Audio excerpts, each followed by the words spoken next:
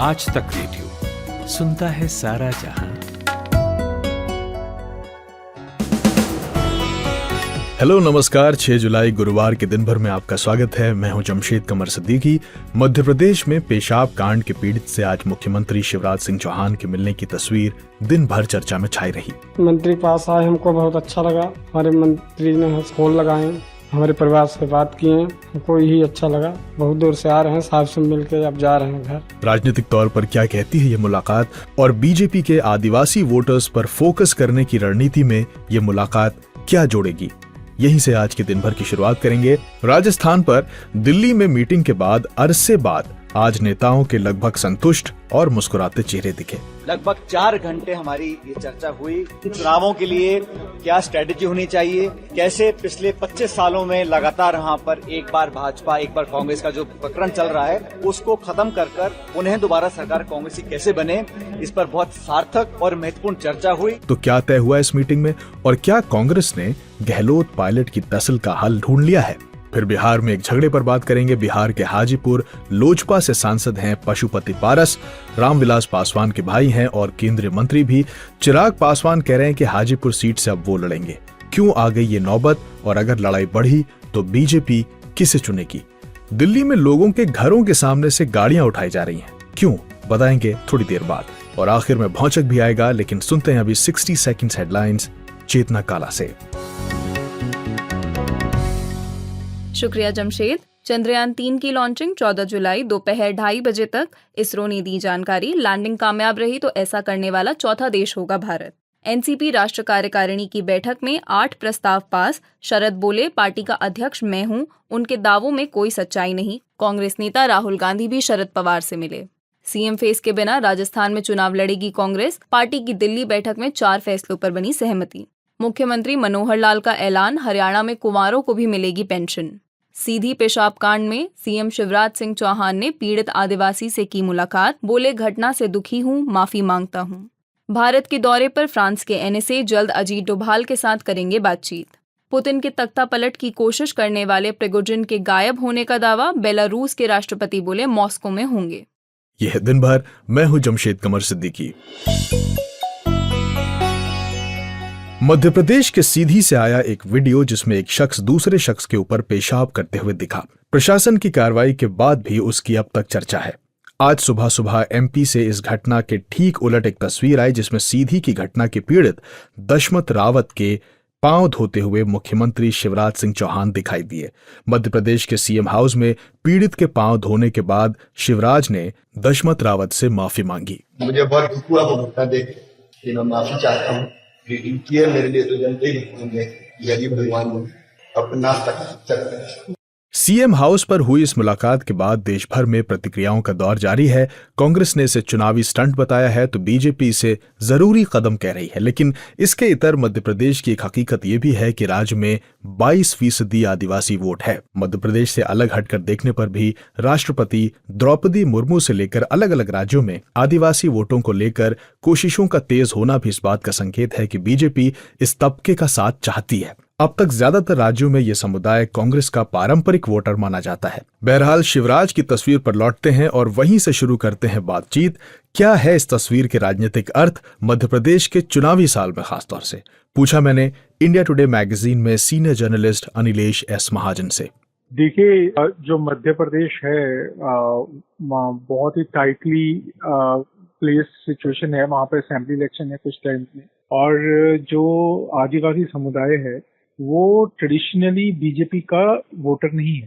तो ये एक बहुत ही गलत तरीके का मैसेज जो था वो फैलाया जा रहा था कि इसको जो लड़का जिसने ये अपराध किया है उसको बीजेपी के जो लोकल एमएलए हैं उसके साथ लिंक किया जा रहा था कि उसके साथ का उनका एक सहायक है, तो वो बीजेपी को काफी डैमेज कर रहा था।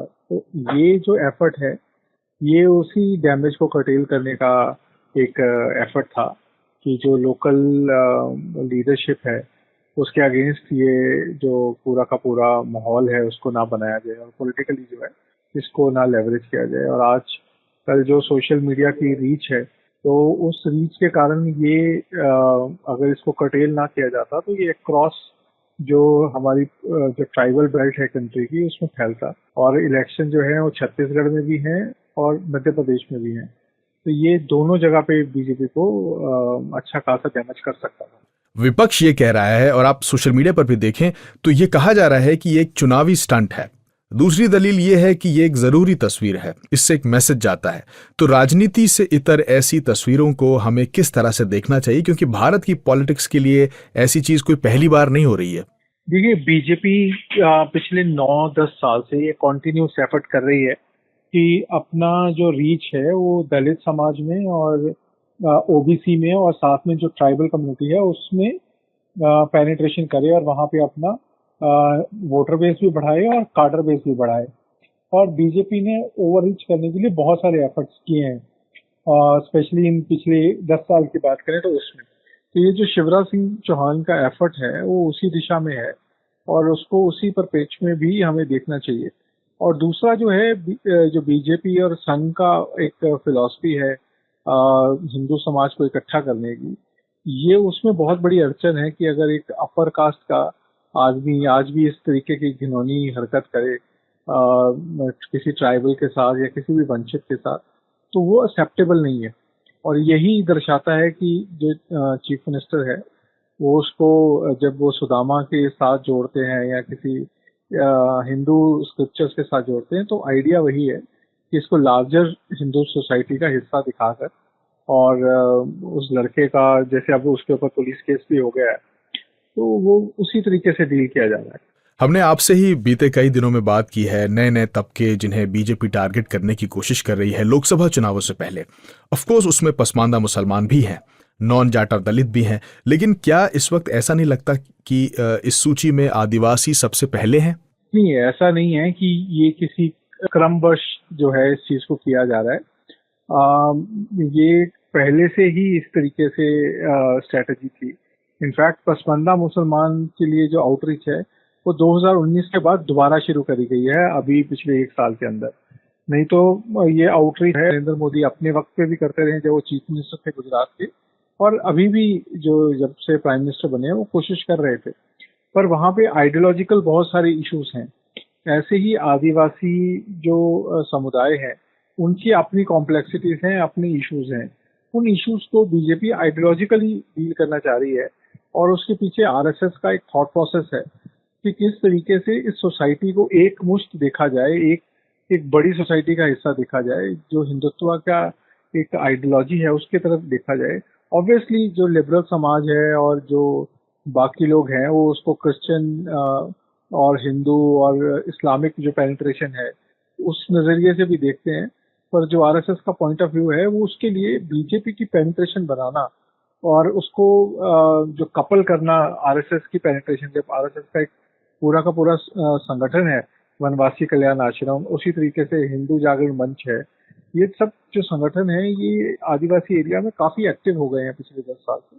और उनका आइडिया यही है कि आदिवासियों को वोट चाहे बीजेपी को दें चाहे नहीं दे, पर एक लार्जर जो सोसाइटी है उस सोसाइटी से उनको तोड़ा ना जाए और जो क्रिश्चियन मिशनरी हैं या इस्लामिक इस तरीके से लोग हैं जो इवेंजलिस्ट हैं वो उसका फायदा ना उठाएं। तो आरएसएस की दौड़ वो वहां पे है।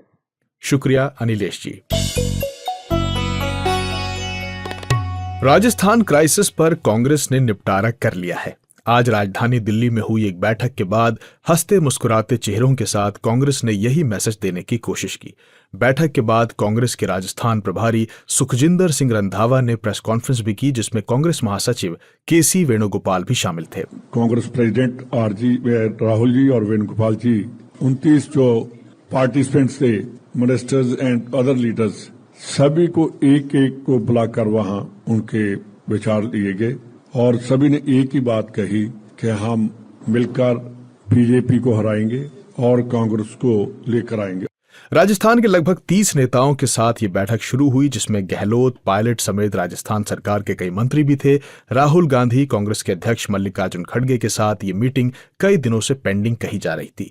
कई सालों से चल रही पायलट गहलोत की इस टसल के बीच ऐसी मीटिंग बहुत दिन बाद हुई है कांग्रेस मुख्यालय में, जिसके बाद मुस्कुराते चेहरे दिखे।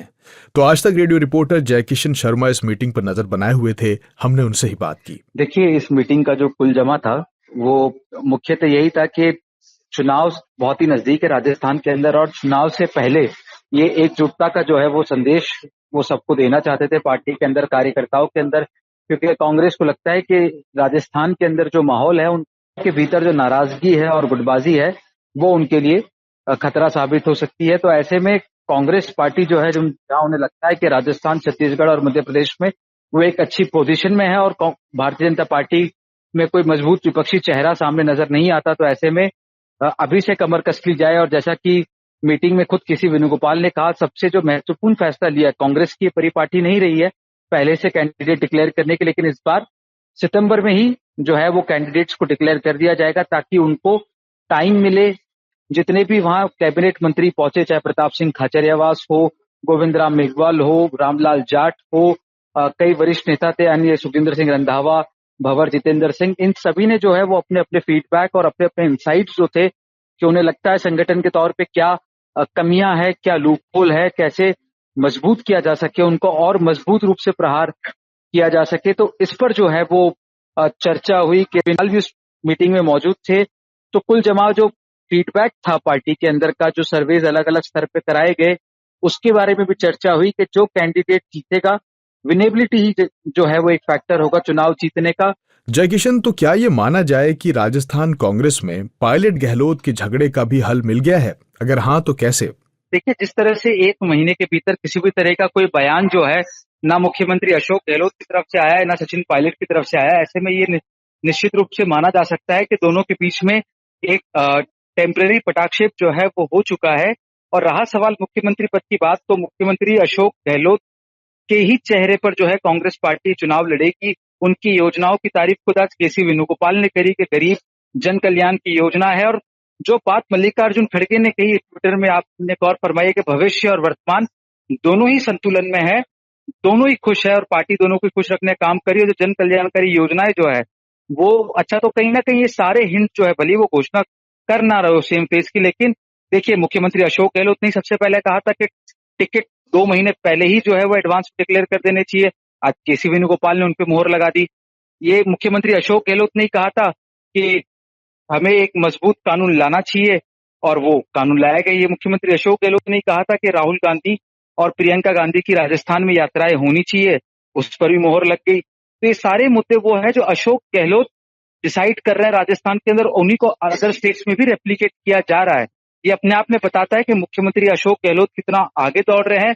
और इसका मतलब उनके पास एक ग्रीन सिग्नल है, हरी झंडी है सोनिया गांधी की और राहुल गांधी की, तभी इस रेस में वो फिलहाल आगे नजर आ रहे हैं। और वही जो है वो मुख्यमंत्री चेहरा होंगे, आखिर चेहरा घोषित ना भी करे लेकिन उन्हीं के नेतृत्व में जो है वो ये चुनाव लड़ा जाएगा। रहा सवाल सचिन पायलट का, तो 2-3 फॉर्मूले निकल के आ रहे हैं। सबसे पहला फॉर्मूला ये कि सचिन पायलट को जो है वो कैंपेनिंग कमेटी का अध्यक्ष बनाया जा सकता है।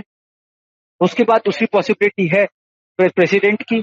अगर ये दोनों ही फॉर्मूले पे अगर काम नहीं हो पाता तो तीसरा फॉर्मूला और सामने आ रहा है कि सचिन पायलट अपने किसी व्यक्ति को, करीबी व्यक्ति को वर्किंग प्रेसिडेंट या डेप्यूटी चीफ मिनिस्टर का पद दिलवा सकते हैं। और लास्ट नॉट द लीस्ट, लेकिन एक जो बात सामने आ रही है कि सचिन पायलट फिर से डेप्यूटी चीफ मिनिस्टर बन सकते हैं। हालांकि सचिन पायलट खुद बहुत कंफर्टेबल है नहीं डेप्यूटी चीफ मिनिस्टर बनने के लिए, पर ये 4 बातें हैं जिससे सचिन पायलट को भी जो है वो संतुष्ट किया जा सकता है। और उनकी 3 मांग में से 2 मांग जो है वो एक्सेप्ट कर ली गई, जिसके बाद से उनके भी तेवर बहुत ही नरम और आज पार्टी के अंदर काफी हंसते खेलते हुए नजर आया। एक छोटा सा वाकया मैं आपको बताना चाहूंगा कि जैसे ही सारे नेता वहां पहुंचे, राहुल गांधी ने कहा कि अशोक जी की फोटो खींच लीजिए वो लैपटॉप के अंदर, तो कई नेताओं ने कहा कि सर वो पर्दे पे भी दिख रहे पीछे। तो जैसे ही वो जो पर्दा था उसके आगे जस्ट सचिन पायलट बैठे हुए थे और वो उन्होंने पलट के देखा तो सब मुस्कुराने लग गए। सचिन पायलट ने अशोक गहलोत को देखा, अशोक गहलोत ने उनको देखा, सारे एक साथ जो है वो मुस्कुरा गए। तो कहीं ना कहीं अब जो है वो संगठन तो मिल रहा है, साथ में दिल भी धीरे धीरे मिलते हुए नजर आ रहे हैं। तो बेशक पायलट को बैलेंस करने की कोशिश कामयाब दिख रही है इस मीटिंग के बाद, लेकिन अब भी गहलोत के स्टेक ज्यादा हैं क्योंकि पार्टी चुनावों में गहलोत के चेहरे पर ही जाएगी। बहुत बहुत शुक्रिया जयकिशन। बिहार चलते हैं अब। जेडीयू, बीजेपी और आरजेडी के बाद एक और पार्टी है जो इन दिनों लगभग नेपथ्य में कहीं जा रही है, रामविलास पासवान की लोजपा। अपने एक विशेष जनाधार के लिए जानी जाती है ये पार्टी केंद्र की सरकार में न जाने कितनी बार इसी जनाधार के दम पर रामविलास पासवान किंग मेकर और मंत्री बने। उनके निधन के बाद पशुपति पारस, जो रामविलास के भाई हैं, केंद्र सरकार में मंत्री बने। ताजा हलचल ये है कि आने वाले लोकसभा चुनाव में पशुपति के लिए हाजीपुर से चुनाव लड़ना मुश्किल बन सकता है, क्योंकि लोजपा नेता और रामविलास पासवान के बेटे चिराग पासवान ने बीते बुधवार को ऐलान किया कि वो हाजीपुर से 2024 में लोकसभा चुनाव लड़ेंगे। इस पर तुरंत ही पशुपति पारस का जवाब भी आया। उन्होंने कहा कि 2019 में ये सीट उन्हें रामविलास पासवान ने सौंपी थी और वो इसे छोड़ने नहीं जा रहे। अचानक इस सीट को लेकर परिवार में ही दावे और झगड़े जैसी नौबत क्यों आ गई है और क्या ये किसी बड़ी लड़ाई की आहट है, समझने के लिए मैंने बात की पटना में आज तक रेडियो रिपोर्टर सुजीत झा से। देखिए, साफ है कि चिराग पासवान ये चाहते हैं कि उनके पिता, चूंकि पिता रामविलास पासवान हाजीपुर से ही चुनाव लड़ते रहे हैं, वहां से वो रिकॉर्ड मतों से जीतते रहे हैं, एक दो बार की बात छोड़ दे तो उस विरासत को वो संभालना चाहते हैं। लेकिन पशुपति कुमार पारस, जो उनके भाई हैं रामविलास पासवान के, वो भी हाजीपुर से ही सांसद हैं वर्तमान में और केंद्र में मंत्री भी हैं।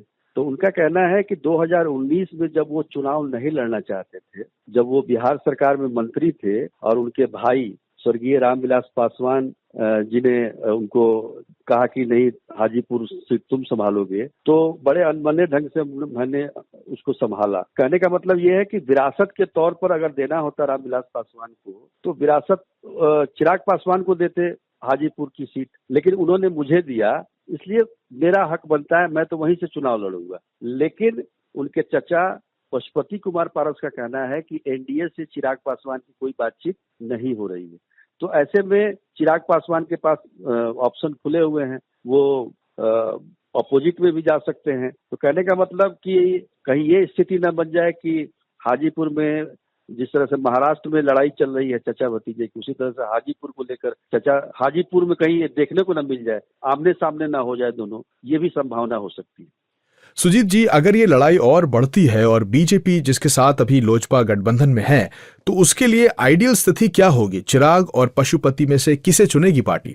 देखिए, जहां तक विरासत की बात है तो चिराग पासवान रामविलास पासवान के बेटे हैं, इसमें कोई दो राय नहीं है। और 2020 के चुनाव को अगर देखा जाए, मापदंड रखा जाए, तो 2020 में चिराग पासवान लोक जनशक्ति पार्टी के अध्यक्ष थे, राष्ट्रीय अध्यक्ष थे, और उन्होंने फैसला किया था कि वो एनडीए के साथ नहीं जाएंगे और अलग अपने को रखकर चुनाव लड़ेंगे। बिहार में उन्होंने जहां जहां जेडीयू के उम्मीदवार थे उनके खिलाफ अपने उम्मीदवार उतारे, सफलता उनको नहीं मिली। एक सीट जरूर जीती, जैसा कि मैंने बताया, एक सीट लोक जनशक्ति पार्टी को मिली थी, वो भी बाद में जेडीयू में वो विधायक शामिल हो गए।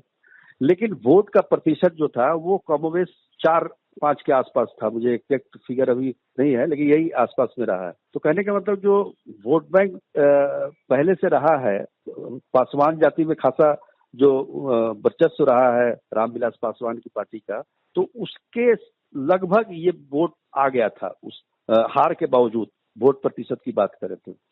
लेकिन दूसरी तरफ जो है उनके चचा हैं पशुपति कुमार पारस, उनका कहना है कि 2020 के विधानसभा चुनाव के बाद 2 उपचुनाव भी हुए, उसके तुरंत बाद एक तारापुर में हुआ था और एक और दरभंगा में, तो वहां पे चुनाव हुआ था। दोनों जगह पर तारापुर से, इसलिए मैं चर्चा कर रहा हूँ, कुशेश्वर स्थान में याद आ गया दरभंगा में, तो तारापुर का जिक्र इसलिए किया जा सकता है कि तारापुर विधानसभा क्षेत्र जमुई संसदीय क्षेत्र के अंतर्गत आता है, जहां से सांसद चिराग पासवान है। चिराग पासवान ने वहां अपना उम्मीदवार एनडीए के खिलाफ उतारा था, लेकिन उसकी जमानत जब्त हो गई। बाद में फिर 2 उपचुनाव हुए बिहार में, गोपालगंज और मोकामा। उसमें देखा यह गया कि बीजेपी ने चुनाव जीतने के लिए चिराग पासवान से भी मदद ली और चिराग पासवान से प्रचार भी करवाया अपने पक्ष में। कहने का मतलब यह है कि ये बीजेपी को तय करना है कि किसमें किसके साथ जनाधार है। बहुत शुक्रिया बातचीत के लिए सुजीत झा। राष्ट्रीय राजधानी दिल्ली हर साल प्रदूषण की समस्या से जूझती है।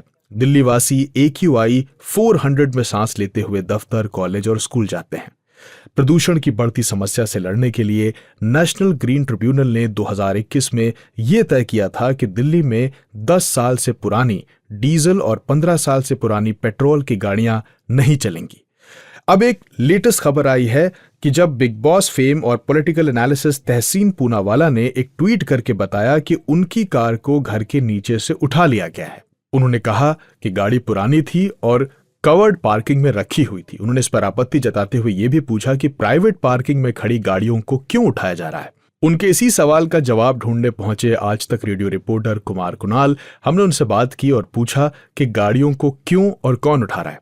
देखिए, इसमें जो आदेश है वो नेशनल ग्रीन ट्रिब्यूनल का है और नेशनल ग्रीन ट्रिब्यूनल के आदेश के बाद ये काम दिल्ली के परिवहन विभाग का था कि वो ऐसी गाड़ियों को जो 10 साल से पुरानी डीजल की गाड़ियां हैं और 15 साल से पुरानी पेट्रोल की गाड़ियां हैं उनको जब्त किया जाए। अगर वो सड़कों पर पाई जाती हैं या कहीं और पाई जाती हैं तो उनको जब्त किया जाए और उसको स्क्रैप किया जाए। स्क्रैप यानी उसको कूड़े में भेजा जाए जिससे कि उसका निपटारा किया जा सके। तो इसमें चूंकि परिवहन विभाग खुद सक्षम नहीं था, इतनी ज्यादा तादाद में गाड़ियां हैं, इसीलिए उसने और भी एजेंसियों की मदद ली है जिसमें एमसीडी भी शामिल है। और ऐसी एजेंसियां जो है वो प्राइवेट एजेंसियों को भी हायर करती हैं गाड़ियों को उठाने के लिए। और जहां पर भी इस तरीके की गाड़ियां जिनका रजिस्ट्रेशन पूरा हो चुका है वो उनको ये उठाया जाता है और उनको स्क्रैप में भेजा जाता है ताकि उसको खत्म किया जा सके, उसका निपटारा किया जा सके। कुणाल, गाड़ियों को उठाने के बाद उनके साथ क्या होता है? क्या ये वापस मिल सकती हैं या इनकी जगह पर कोई कॉम्पनसेशन अमाउंट मिलेगा? देखिए, दो तरीका है। अगर आप खुद जाकर के इन गाड़ियों को जमा करवा देते हैं और ये घोषित कर देते हैं कि आपने इस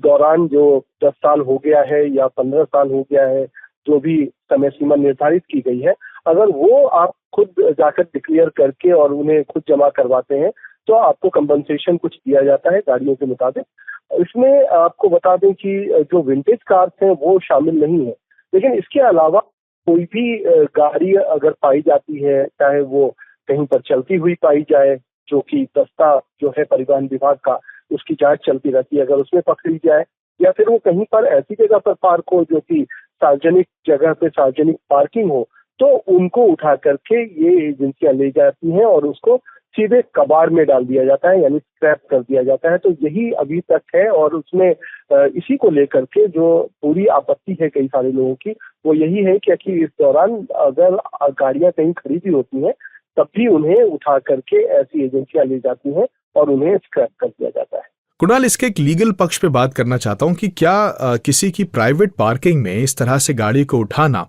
क्या ये लीगली अलाउड है? देखिए, एनजीटी का आदेश सीधा है, उसमें बहुत ज्यादा क्लैरिटी नहीं है कि वो कहाँ से गाड़ियां उठाई जाए। उनका सीधा ये कहना है कि जो 10 साल या से ज्यादा पुरानी डीजल गाड़ियां हैं और 15 साल से ज्यादा पुरानी अगर वो पेट्रोल की गाड़ियां हैं तो उसको स्क्रैप करना है। इसको लेकर के क्लैरिटी नहीं है। हालांकि जब ये पूरा विवाद बहुत ज्यादा बढ़ा तब परिवहन विभाग की तरफ से दिल्ली सरकार के एक आदेश जारी किया गया जिसमें ये कहा गया कि आप कहीं पर भी जो प्राइवेट पार्किंग है या किसी के घर के अंदर खड़ी गाड़ियां हैं या फिर किसी सोसाइटी के अंदर खड़ी गाड़ियां हैं जो चल नहीं रही हैं, उनको नहीं उठाया जाए। ये जून के महीने में ये आदेश जारी किया गया, लेकिन उसके बाद भी इस तरीके की कुछ सारी शिकायतें आई हैं। तो एक जो मुश्किल है वो यही है कि जो लोगों की शिकायत है वो ये है कि उनके प्राइवेट स्पेस में भी जो गाड़ियां रखी हुई हैं उनको भी उठाया जाता है, उसको जबकि वो सड़क पर उतार नहीं रहे हैं। और आइडियली आदर्श तरीका यही है कि अगर वो गाड़ियां चलती हुई पाई जाएं या कहीं सार्वजनिक जगह पर मिले तभी उन्हें उठा करके स्क्रैप में किया जा सकता है। तो इसी चीज को लेकर के बड़ा विवाद है, लेकिन चूंकि आदेश पूरी तरीके से स्पष्ट नहीं है कि क्या खड़ी गाड़ियों को या प्राइवेट जगह पे पार्क गाड़ियों को क्या स्क्रैप में डाला जा सकता है या नहीं, इसलिए शायद उसका फायदा ये एजेंसियां उठा। ईस्ट दिल्ली आरडब्ल्यू फेडरेशन के अध्यक्ष बीएस वोरा के मुताबिक 15 साल पुरानी पेट्रोल और 10 साल पुरानी गाड़ी डीजल की अगर सड़क पर चल रही है तो उस पर निश्चित तौर पर कार्रवाई होनी चाहिए, लेकिन अगर कोई गाड़ी किसी घर के अंदर पार्किंग में खड़ी है तो उसको हटाना गलत है। हमसे बात करने का शुक्रिया, कुमार कुणाल। और अब बारी है भौचक की, लेकर आ गए हैं गर्वित श्रीवास्तव। आदमी आदमी को क्या देगा भाई साहब, हैं क्या देगा? अरे जो देगा भैया वो खुदा देगा। निदा फाजली बहुत पहले कह गए हैं कि देने वाला बस वही है, लेकिन सही बताएं तो लेने वाले भी बहुत हैं। जरा सा चूक जाइए भाई साहब तो कहिए लोग आपकी जेब में हाथ डाल के बटुआ निकाल लें। और ये बात अगर महंगाई, टैक्स और नेताओं के लिए कही जाए तो ठीक है, लेकिन यूपी के रामपुर में तो अब बंदर भी गरीब आदमी से मजे लेने लग गए हैं। अब हुआ ये कि रामपुर के जिलेदारन में रहने वाले अबरार भाई तहसील पहुंचे थे बैनामा कराने के लिए। एक झोला था जिसमें 1 लाख रुपए थे। इसी बीच शायद उनसे वकील ने यह कहा हो कि तुम हमको सुना रहे हो गाना, हम भी वकील हैं यार, इधर आओ। तो अबरार उधर चले गए। अब जैसे वो उधर गए, सरो बंदर नीचे उतरे और लप से झोला उठाकर ये जा वो जा। पब्लिक अरे करके रह गई। अब मंजर देखिए कि बंदर झोला लिए कभी इस पेड़ पर कभी उस पेड़ पर, लोग चिल्ला रहे हैं। कुछ समझदार लोगों को स्कूल की किताब में पढ़ी वो कहानी भी याद आ गई जिसमें बंदर एक आदमी की टोपी लेकर पेड़ पर चढ़ जाता है, तो वो आदमी अपनी सर से टोपी उतारकर फेंकने की एक्टिंग करता है और बंदर उसकी नकल करते हुए उसकी असली टोपी वापस नीचे फेंक देता है। पर यह बंदर 2023 का है, नए देश का नया बंदर। बहुत चालाक ब्रो। तमाम जतन किए गए मगर बंदर टस से मस न हुआ। इधर अबरार भाई के चेहरे की हवाइयां उड़ी जा रही थीं, लेकिन खैर तहसील में आए लोगों ने भी अबरार की मदद की। बंदर मियाँ को किसी तरह से घेरा गया और पकड़कर पैसा छीना गया। रामपुर शाहबाद में बंदर की यह पहली या आखिरी घटना नहीं थी। बंदरों ने वहां जबरदस्त आतंक मचाया हुआ है। शाहबाद के उप जिलाधिकारी से जब बंदरों की ऐसी घटनाओं की बढ़ती हुई तादाद पर सवाल किया गया तो उन्होंने कहा कि ये बात तो सही है कि बंदरों का आतंक बढ़ गया है। उनकी संख्या कम करने के लिए किसी प्रोफेशनल को बुलाया जाएगा और इस समस्या को कम किया जाएगा। गर्वित, आज तक रेडियो। तो इसी के साथ वक्त हो गया है पॉडकास्ट को यहीं खत्म करने का। कैसे लग रहे हैं आपको हमारे पॉडकास्ट, हमें जरूर बताइएगा। हमारा पता है radio@aajtak.com। और कहानियों के शौकीन है तो सुनिए मेरा खास शो स्टोरी बॉक्स। आज तक रेडियो के अलावा Spotify, Google podcast, Apple podcast, इन सभी ऑडियो स्ट्रीमिंग प्लेटफॉर्म्स पर उपलब्ध है, आप सुन सकते हैं। आज के दिन भर को प्रोड्यूस किया है चेतना काला ने, साउंड मिक्सिंग की है सचिन द्विवेदी ने। मेरा नाम है जमशेद कमर सिद्दीकी। सुनते रहिए आज तक रेडियो। नमस्कार।